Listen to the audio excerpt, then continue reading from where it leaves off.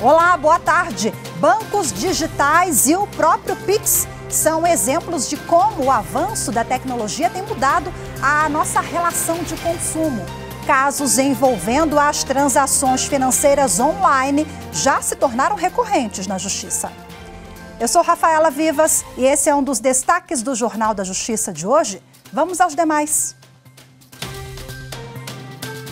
Juiz das Garantias. Presidente do Supremo Tribunal Federal, ministra Rosa Weber, marca julgamento do tema. Plenário do STF retoma hoje julgamento sobre o indulto concedido ao ex-deputado Daniel Silveira. E ainda, a pesquisa do Conselho Nacional de Justiça aponta que o assédio moral é a agressão mais comum aos trabalhadores do Poder Judiciário. Apesar dos números, as medidas de prevenção realizadas nos tribunais aumentaram entre 10% e 13% no último ano.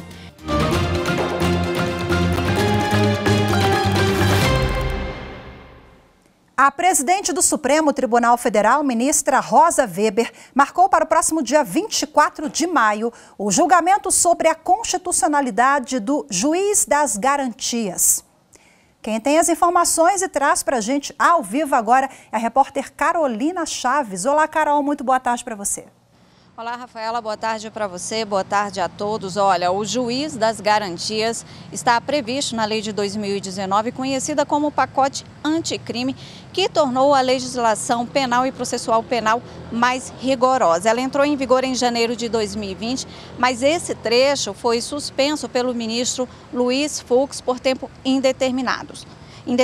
A norma prevê que o juiz que atua durante toda a investigação não será o mesmo que vai proferir a sentença. O Juiz das Garantias vai trabalhar até o recebimento da denúncia, avaliando a garantia de direitos, apuração do crime com quebras de sigilo e decretação de prisões preventivas. Após o acusado se tornar réu, aí sim outro juiz assume o processo e vai decidir se o réu é inocente ou culpado. Aqui no Supremo há 4 ações apresentadas pela Associação dos Magistrados Brasileiros, a Associação Nacional dos Membros do Ministério Público e também pelos partidos Trabalhista Nacional e Social Liberal, que apontam supostas inconstitucionalidades do Juiz das Garantias, entre elas a violação dos princípios do juiz natural e também da igualdade. O relator dessas 4 ações é o ministro Luiz Fux. Rafaela. Muito obrigada, Carol, pelas informações. Mais uma vez, boa tarde para você.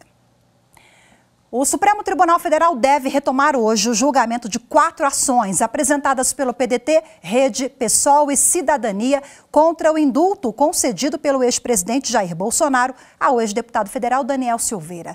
Os partidos alegam que o perdão da pena viola os preceitos constitucionais da impessoalidade e da moralidade. A repórter Evne Araújo tem mais informações. Daniel Silveira foi condenado pela corte a pena de 8 anos e 9 meses em regime fechado pelos crimes de ameaça ao Estado Democrático de Direito e coação no curso do processo. Também foi condenado à perda do mandato, à suspensão dos direitos políticos e ao pagamento de multa de R$212 mil. Em abril do ano passado, um dia depois da condenação, o ex-presidente Jair Bolsonaro assinou um decreto que concedeu o perdão da pena do ex-deputado. Na prática, o decreto de indulto individual extingue a pena de prisão e o pagamento de multa, mas mantém a inelegibilidade e a perda do mandato. 4 partidos políticos questionaram a medida. O julgamento no Supremo Tribunal Federal analisa se o indulto é válido e se pode produzir efeitos, uma vez que foi dado antes do caso estar definitivamente finalizado. A relatora das ações é a presidente da Corte, ministra Rosa Weber. Ela votou pela anulação do decreto por considerar que o ex-presidente da República, Jair Bolsonaro, agiu com desvio de finalidade ao editar o decreto. Segundo a ministra, o ato foi editado sem observar o interesse público, mas com o único objetivo de beneficiar um aliado político do ex-chefe do Executivo Federal. 5 ministros acompanharam o entendimento de Rosa Weber. Os ministros André Mendonça e Nunes Marques abriram divergência. Na sessão desta quarta-feira, devem votar os ministros Gilmar Mendes e Luiz Fux. Apesar disso, o plenário já formou maioria para derrubar o decreto que concedeu o indulto individual a Daniel Silveira. O ex-parlamentar, inclusive, está preso desde fevereiro por determinação do ministro Alexandre de Moraes, porque desrespeitou medidas cautelares enquanto aguardava o julgamento no STF. Por maioria, o Supremo Tribunal Federal declarou a inconstitucionalidade de lei do estado de Mato Grosso que proibiu a construção de usinas hidrelétricas e pequenas centrais hidrelétricas em toda a extensão do rio Cuiabá. No voto que prevaleceu no julgamento, o ministro Gilmar Mendes explicou que compete privativamente à União legislar sobre águas e energia. No caso, o rio Cuiabá é classificado como de domínio federal e é gerido pela ANA, Agência Nacional de Águas. Ainda segundo o ministro Gilmar Mendes, a lei estadual ocupou um espaço normativo que pertence à agência reguladora, que detém capacidade técnica e legal para definir as condições para aproveitamentos hidrelétricos dos reservatórios do rio Cuiabá. O Ministério Público Federal questionou o aplicativo Telegram sobre disparo de mensagens a usuários, mensagens contrárias ao projeto de lei de regulação das plataformas, o PL das fake news. Acompanhe mais detalhes com Érica Picelli. O projeto de lei de regulação das plataformas está em discussão no Congresso Nacional e propõe medidas de combate à disseminação de conteúdo falso e que incite violência nas redes sociais. O Ministério Público Federal deu prazo de 10 dias para que o Telegram Brasil responda se há embasamento na política da empresa para disparo em massa a seus usuários de mensagem contrária ao projeto de lei e se há canal disponível para questionamento daqueles que discordam do posicionamento dos controladores do app, entre outros pontos.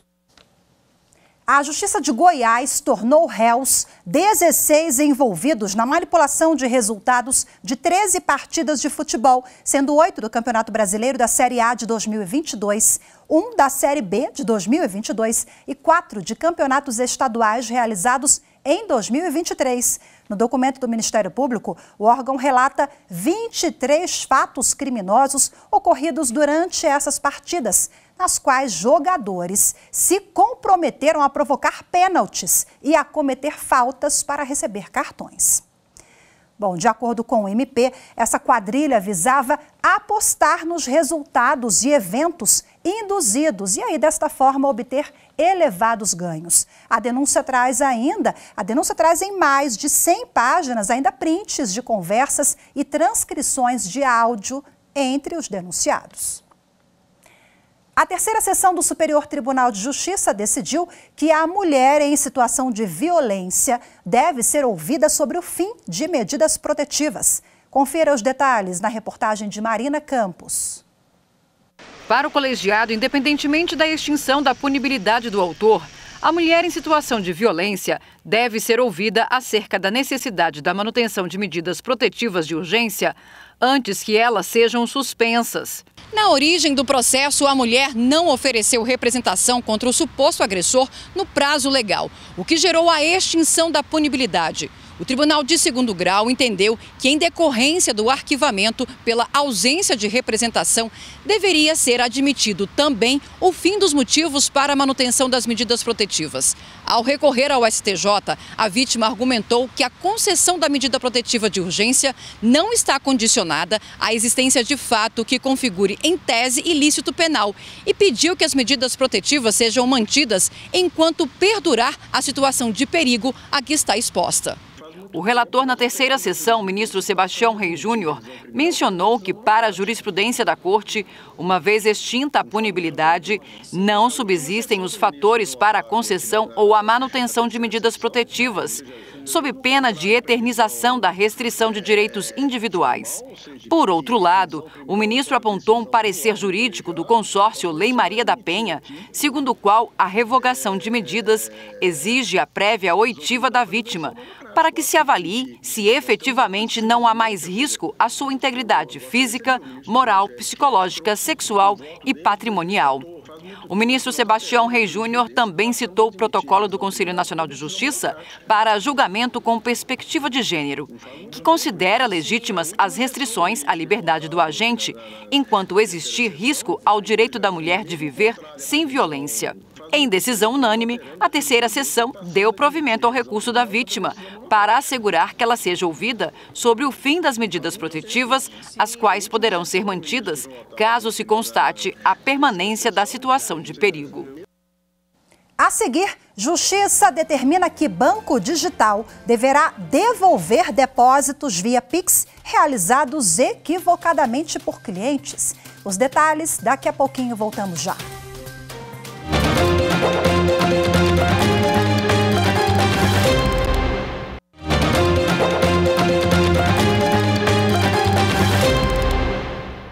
O avanço da tecnologia tem mudado as nossas relações de consumo. É o caso dos bancos digitais e de ferramentas como o Pix.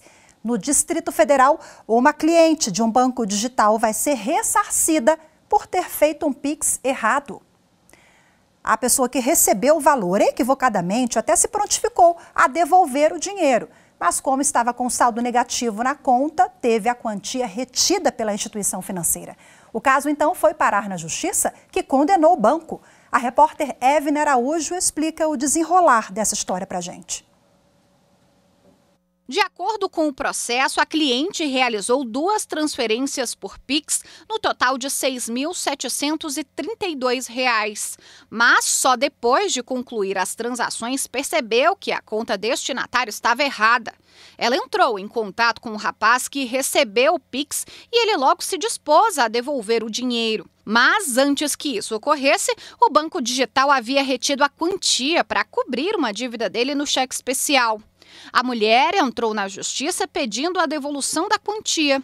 O banco, na defesa apresentada ao juiz, alegou que é apenas uma plataforma que intermedia os pagamentos e que a responsabilidade de conferir o destino da transferência é do correntista.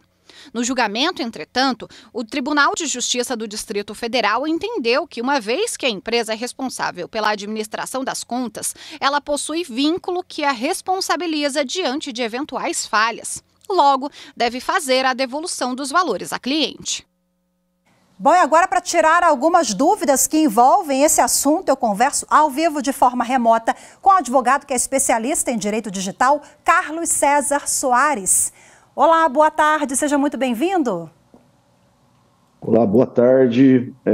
Obrigado aí pelo convite, Rafaela. E é um prazer aqui estar com vocês. Prazer é todo nosso. Carlos, olha só, nesse caso que vimos, a Justiça do Distrito Federal, condenou o banco a devolver a quantia. A instituição financeira falou assim, olha, eu não tenho responsabilidade sobre esse caso, o correntista que tem que prestar atenção, porque eu sou apenas uma plataforma, o banco digital não teria responsabilidade. Já temos uma jurisprudência formada em torno desse assunto. De fato, ela é apenas uma plataforma, essa instituição bancária, quando nós falamos de bancos digitais, ou isso não existe? Na verdade, isso não existe, Rafaela, porque todos os bancos digitais e os bancos físicos, eles estão sujeitos ao nosso sistema financeiro nacional. Existe uma lei específica e ela não faz, inclusive, distinção entre banco físico e banco digital. O que existe, na verdade, são regulamentações do próprio Banco Central, regulamentando os bancos digitais, mas em relação à questão regulatória, a questão consumerista, o Código de Defesa do Consumidor, ele não atinge essa situação. Então, de fato, o banco digital é sim responsável pelas transações da mesma forma como o banco físico. Tá?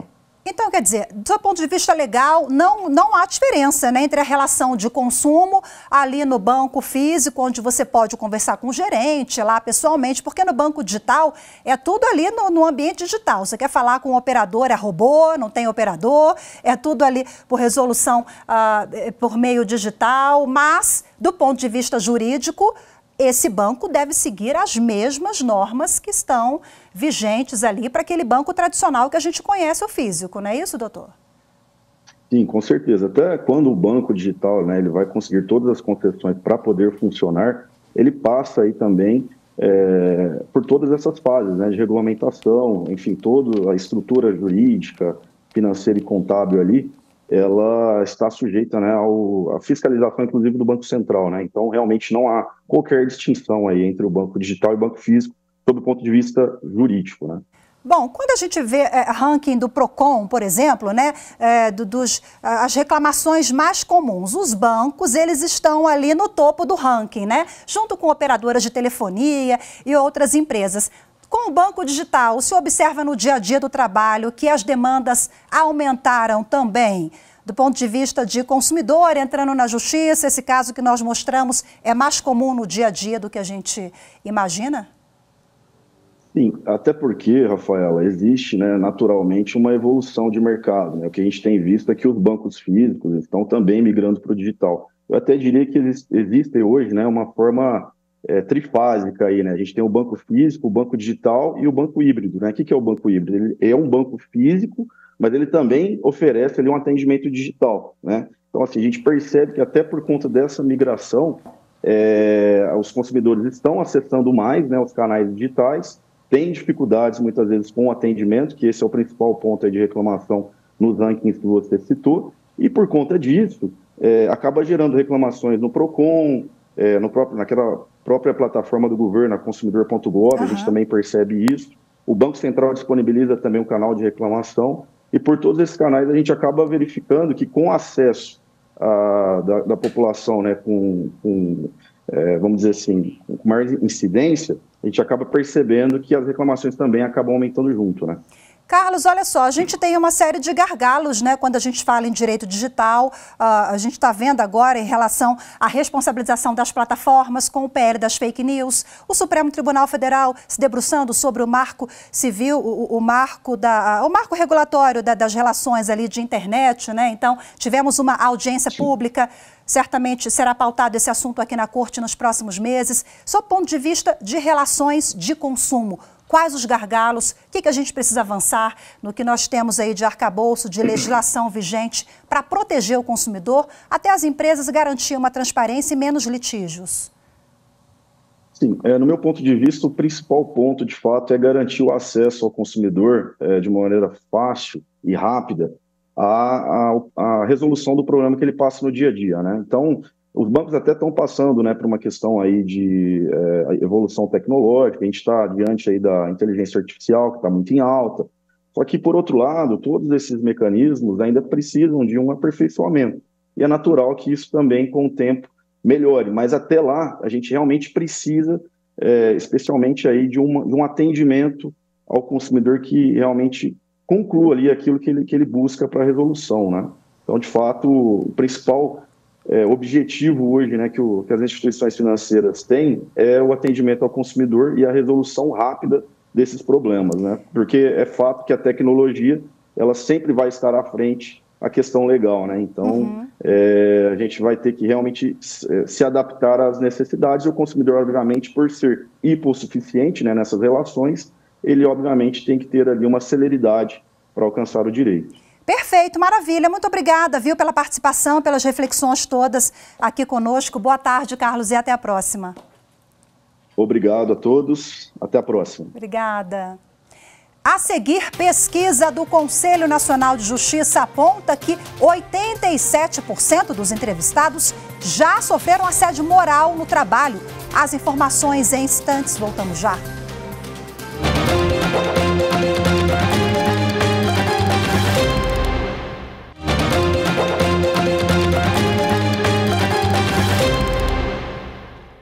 A Polícia Federal deflagrou hoje, com autorização da Justiça, uma operação para reprimir o tráfico internacional de drogas. Foram cumpridos 3 mandados de prisão preventiva e 6 de busca e apreensão nos estados do Rio Grande do Sul, Santa Catarina, Espírito Santo e São Paulo. A narração é de Regina Souza.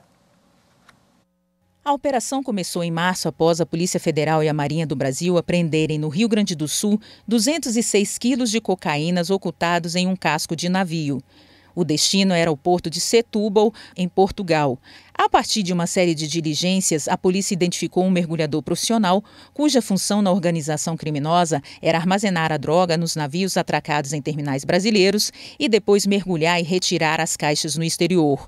O mergulhador investigado foi preso em São Paulo enquanto embarcava em um voo para a África do Sul. Pela manhã foram apreendidos bens como motos e carros, mais de 34 mil euros, 66 mil reais e quase 3 mil dólares.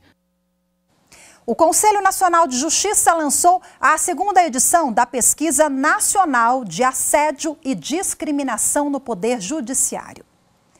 O objetivo é levantar informações que possam orientar o aperfeiçoamento e acompanhamento das ações implementadas pelos diversos segmentos do Judiciário em relação ao tema.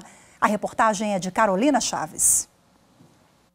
O levantamento do Conselho Nacional de Justiça recebeu 13.700 respostas de membros da magistratura, servidoras e servidores públicos da Justiça e funcionários das unidades judiciárias do Brasil. A pesquisa faz parte de uma política do CNJ para combater o assédio e a discriminação praticados de forma presencial ou virtual. Essa pesquisa não tem caráter punitivo. O trabalho foi coordenado pela conselheira Salise Sanchotene. Saber como a nossa política está reverberando nos tribunais, que pontos as pessoas que são destinatárias dessa resolução estão sentindo dificuldade, né, no momento da implantação e do acolhimento.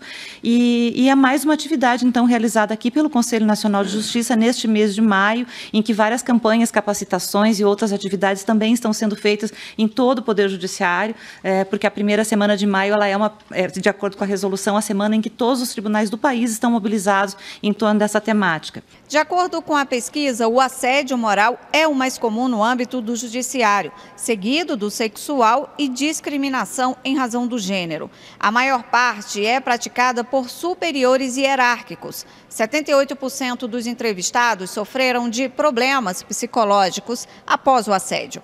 O CNJ quer que o assédio moral também seja considerado crime quando praticado por um colega de trabalho e não apenas pelo chefe. Para isso, no ano passado, enviou uma nota técnica para o Congresso Nacional avaliar a inclusão da prática como crime. Na pesquisa, 70% das pessoas afirmaram que o assediador não sofre nenhuma punição. Apesar dos números, as medidas de prevenção realizadas nos tribunais aumentaram entre 10% e 13% no último ano. A ouvidoria dos tribunais e do CNJ tem sido os principais canais de apoio e de denúncias. Segundo a pesquisa, a falta de prova e o risco de prejudicar a carreira ainda são as principais causas para que as vítimas não denunciem.